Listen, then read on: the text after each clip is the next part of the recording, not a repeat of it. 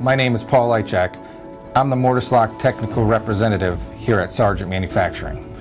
Today I'm going to show you how to change the handing on our V-Series indicator retrofit kit. Please refer to the warning label in the box prior to installation.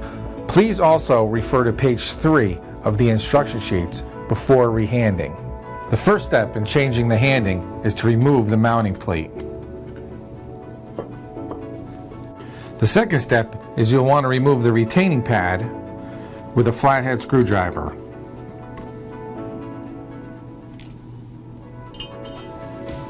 The next step is we're going to reorientate the spindle cam.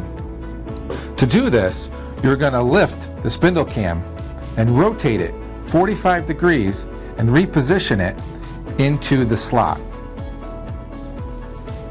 Now we can begin reassembling. Now we're going to reinstall the retaining pad. Lastly, we'll install the mounting plate. Now we have successfully changed the hand of our V-Series indicator. You could now proceed with install. And that's how you change the handing of our V-Series indicator retrofit kit.